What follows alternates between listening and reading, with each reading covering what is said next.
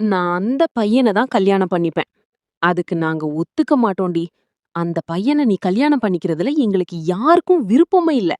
அவங்க வீட்ல இருந்து சம்மந்தம் பேச வந்தாங்கன்னா, அவங்க கிட்ட பேச நாங்க யாரும் தயாரா இல்ல.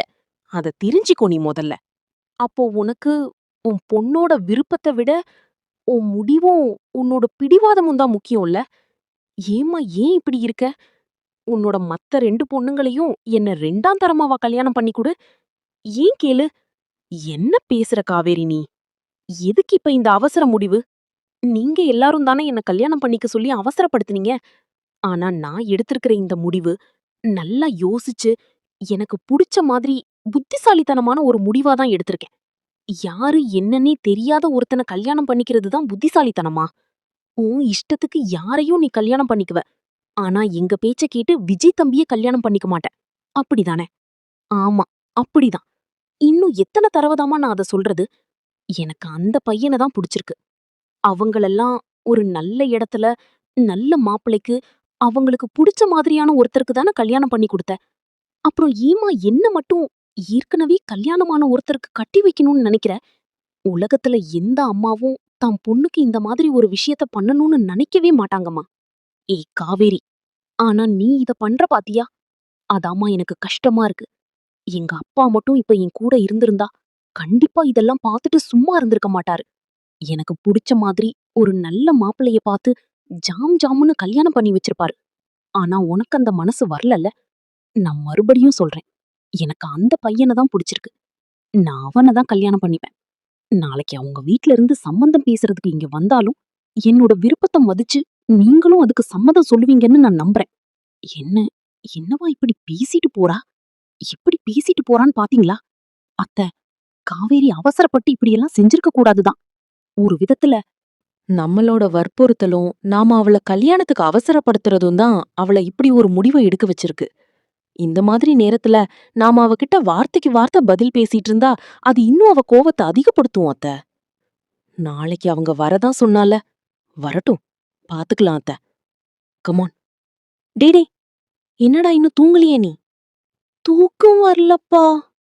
ஏன் தூக்கம் வரல? அதிகமா தூங்கல. அப்புறம் என்னடா? நான் உன்ன கேட்டா நீங்க கரெக்ட்டா ஆன்சர் பண்ணுவீங்க. என்னடா? காவேரி மிஸ் உங்கள கல்யாணம் பண்ணுவாங்களா மாட்டாங்களாப்பா? அவங்க எனக்கு அம்மாவா வருவாங்கன்னு நீங்க சொன்னீங்கல்ல. ஆனா இன்னைக்கு ராதா பாட்டி காவேரி மிஸ்க்கு உங்கள கல்யாணம் பண்ணிக்க பிடிக்கலன்னு சொல்றாங்க. காவேரி மிஸ் வேற யாரையோ கல்யாணம் பண்ணிக்க போறாங்களாப்பா? அவங்க என் கூடவே இருக்க மாட்டாங்களா? காவேரி மிஸ் எனக்கு அம்மாவா வருவாங்க. நம்ம எல்லாரும் சேர்ந்து ஒரே ஃபேமிலியா சந்தோஷமா இருக்கலாம்னு நான் நினைச்சேன்ப்பா. இப்போ அது எதுவுமே நடக்காதா?